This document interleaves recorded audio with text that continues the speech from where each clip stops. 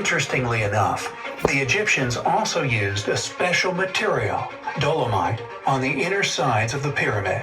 This mineral is known to multiply electrical conductivity. Not to mention, the underground tunnels and passageways that run throughout the inside of the pyramid are lined with somewhat radioactive granite. This granite contains a lot of metal and quartz crystals, both of which are great conductors of piezoelectricity. This type of electricity results from putting pressure on quartz. The granite used in the Great Pyramid would have ionized the air inside, creating a particular chemical reaction which, in turn, increased the conductivity. All of these conditions provided the perfect opportunity for large electrical currents to appear. But hold on now, that's not all. I haven't even told you about the mortar yet. To build the Great Pyramid and keep those ginormous stones together, the ancient Egyptians needed more than 500,000 tons of this substance. Modern technology still can't recreate the gypsum-based mortar that was used during the construction of the pyramids. This type of gypsum withstands huge amounts of pressure.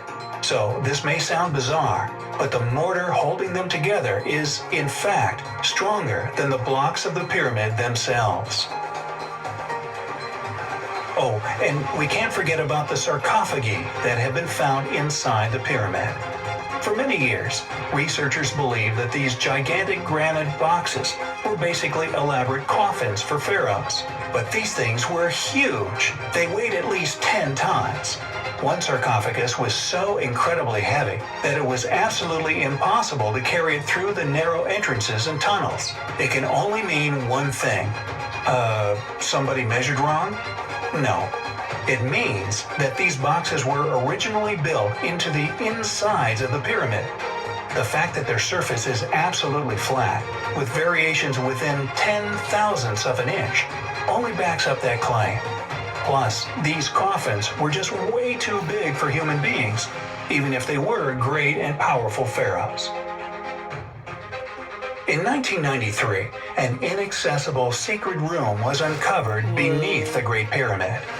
This room, which seemed to be deliberately concealed, was dubbed the Queen's Chamber.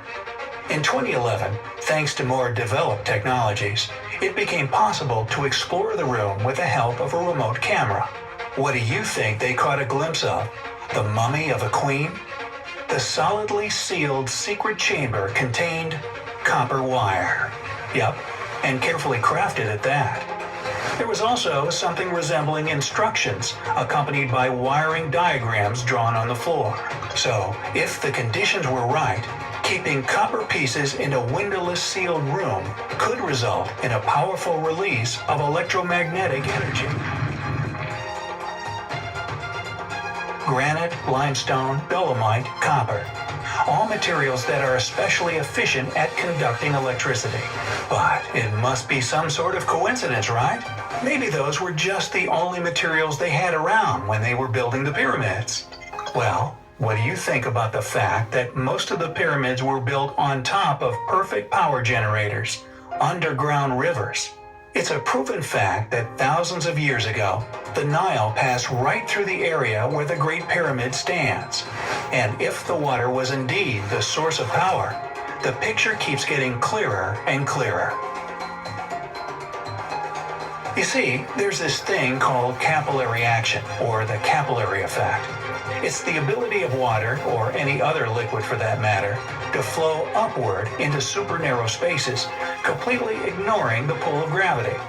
That being said, water from the river could technically slide up the pyramid's limestone surface and probably even reach the top.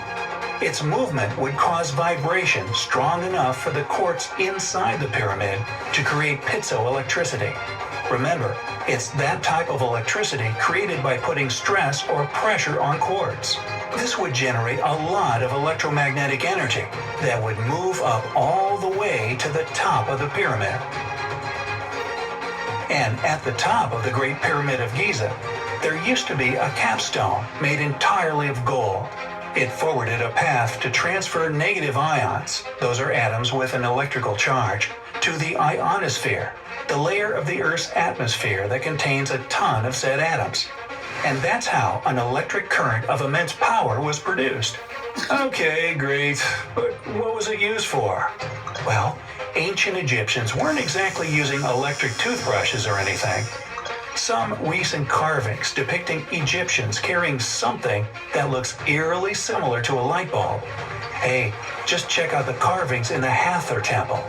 It shows people holding what appears to be a giant light bulb with a twisted wire inside that runs down into a cord and attaches to a box that must be the receiver. Looks like modern electrical technologies to me. Yeah. Another weird thing you can see in such carvings is what clearly looks like a wireless antenna. Perhaps the ancient Egyptians used wireless technology for communication purposes. They very well could have used electricity at weaving plants to manufacture yarn. What scientists know for sure is that the electromagnetic measurements taken around the Great Pyramid are similar to those taken during a lightning storm. If you climb up to the top of the pyramid holding a bottle covered in a wet cloth, you'd see sparks coming from the bottle. Hey, stay up there too long, and you might even see sparks coming from you. Ouch.